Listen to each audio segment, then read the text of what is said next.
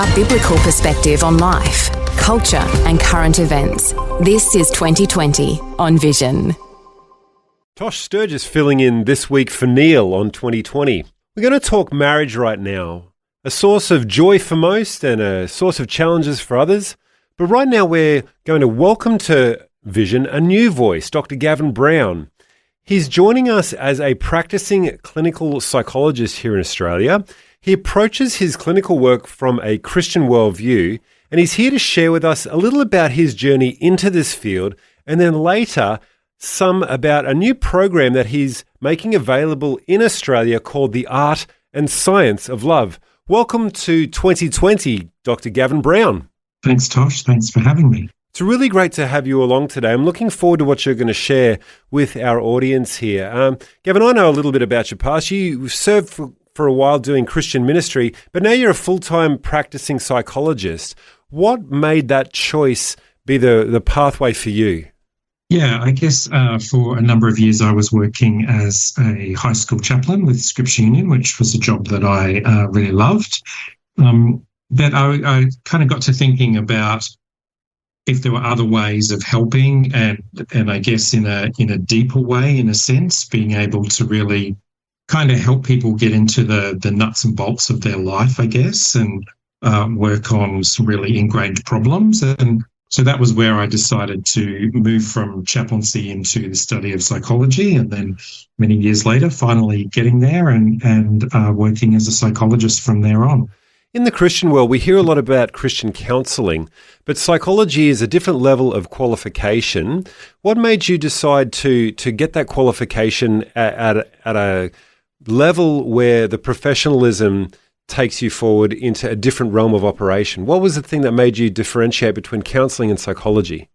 It was actually a conversation that I had with another Christian psychologist that kind of clinched the deal, where I actually asked her about whether it was a good idea to go down the path of Christian counselling or to go down the path of psychology.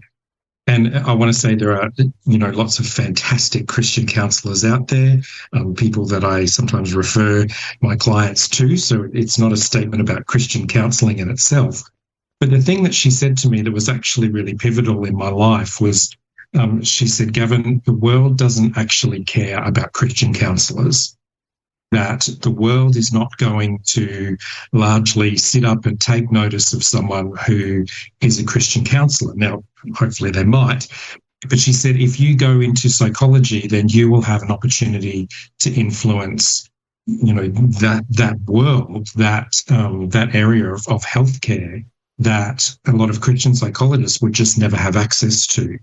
And so really that was the thing for me, is kind of knowing that I could function in that world.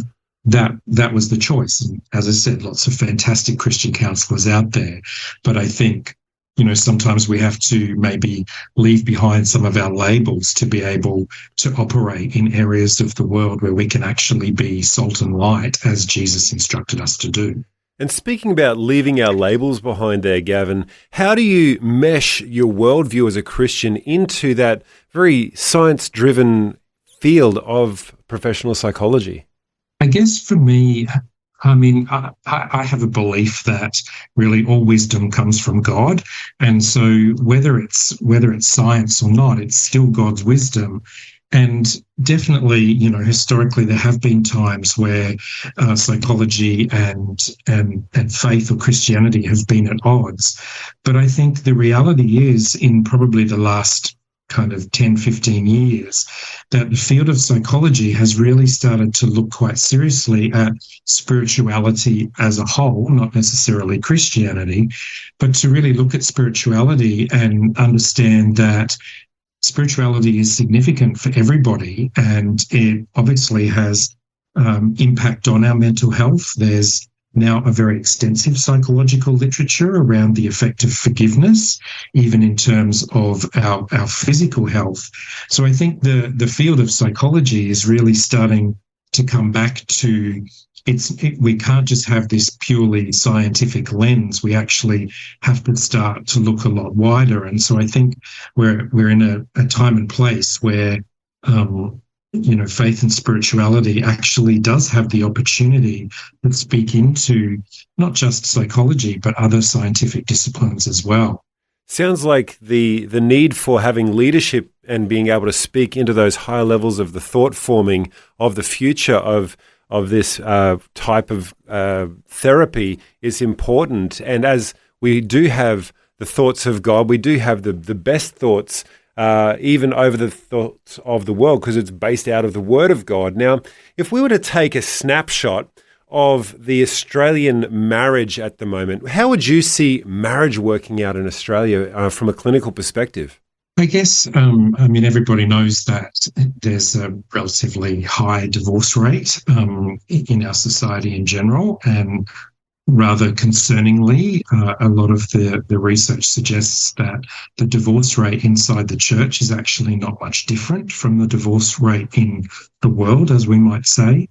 And so I think, marriage is definitely under attack, if you like, that the idea of that kind of commitment to one person and really being able to, work through issues for better or worse, that's something that is perhaps becoming a little more distant for us. And I think the world we live in, it's challenging to have marriages that are deeply committed to each other, and also from a Christian perspective that honour God and His Word.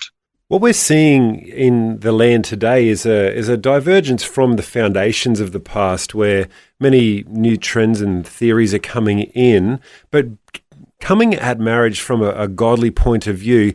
You've also been able to work through being able to deliver into Australia a seminar called The Art and Science of Love. Can you share with our audience a little bit about this two-sided equation of art and science coming together in love? Yeah, definitely. So the Art and Science of Love is developed by the Gottman Institute in the States, who are really the world leaders in relationship education. And John Gottman himself is a Jewish man, and so quite interested in how spirituality kind of intersects with marriage and relationships. But it's a science-based and evidence-based program that really looks at what are the elements that make a highly successful marriage, and how do we put them together in a way that works. And so really the kind of two prongs of the Art and Science of Love are to establish a really good friendship, which is the basis of all good marriages, and actually to be able to manage conflict effectively. And what the workshop actually does over the 2 days is really work on those two aspects through a whole lot of interactive exercises with the couples, that the couples do themselves, to really work on establishing those practices in their relationship. And so to help them establish those practices, there's a bit of education that goes on of the couples that are attending. Could you tell us about what is a bid for connection? Yeah, so a bid for connection is basically any moment, and there are hundreds of these moments, any moment in a relationship where I'm looking for, seeking out my partner's attention or care or concern in some way. And if they, as I make a bid, what I want is for my partner to turn towards me or respond to that bid. In other words, to be able to express my needs and to have my partner meet them in a way that works for me. And that's such an important factor, that we all have this subjectivity inside of marriage that we have for ourselves, but on the other side of the equation, there's an expectation sometimes for objectivity, and each one carries different things into a relationship. Can you tell us, Gavin, what role does past difficult conflicts play in future relationships? Past conflicts can have a huge impact. We don't come to any relationship with a blank slate. We come as we are formed by all of the relationships that we've experienced to that point. And so what we want to understand is that very often the conflict that I'm having now in this kind of moment with my partner may actually have, if you like, echoes or reflections of conflict that I've had in other similar situations. And we all do this, and it's really important to understand how that impacts on what's actually happening now so that we can get to the causes that really help us to understand and manage conflict. And in trying to get to those causes, one of the things that was read into on the Gottman material, it's understanding the difference between solvable problems and perpetual problems. Can you just share with us a quick thought about that? Yeah, so a solvable problem is a problem for which a couple can find a solution and it will largely hold. In other words, that conflict will maybe never come up again in their relationship. Perpetual problems, and every couple has them, are the arguments that we have over and over again about the same thing. As John Gottman says, you could take a video 20 years apart of a couple, change the hair and clothes, and they would be having the exact same conversation. That's a perpetual problem in a relationship. And so we really need to understand the difference and to know which of those two types of problems that we're dealing with in order to solve them, because they actually require a different response in order to make the relationship work. And with Gottman's research, they have come up with a statistic that talks about people who attend these weekends of the art and science of love. And they are able to say that the people who go away on this one weekend, it's equivalent to 6 months of couples therapy. Could you just speak to that as we close up now, Gavin?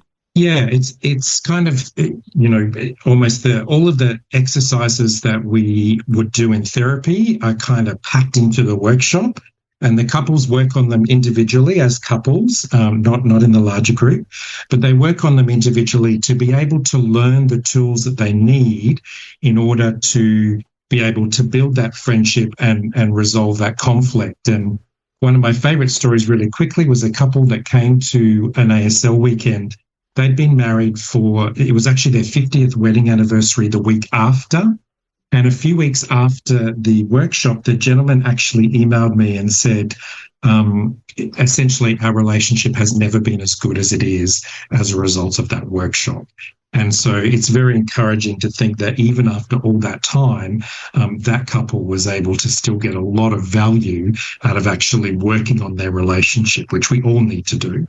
What an amazing testimony. And if you're listening in today as part of our Vision family, you can go to the artandscienceoflove.com.au to sign up or find out, at least even put in an expression of interest on the website to be a part of one of these weekends that's coming up around Australia. Now, Dr. Gavin, just as we close off, we want to thank you for joining us. But as you sign off right now, could you share with our audience a discount code that you have for them? Yeah, Tosh, we'd really love to encourage as many people as possible to participate in the workshop. So if they go to the website and register and use the discount code VISION, so just that word, VISION, with a capital V, they'll be able to get $230 off the full price of the workshop, which is quite a significant discount, and hopefully that might allow even more people to come and experience what the workshop is like and the benefits to their relationship. Speaking with us today on 2020 is Dr. Gavin Brown about the art and science of love. We want to thank you, Dr. Gavin, for taking the time out to share with us these really wonderful thoughts. No worries. Thanks, Tosh. Thanks for taking time to listen to this audio on demand from Vision Christian Media. To find out more about us, go to vision.org.au.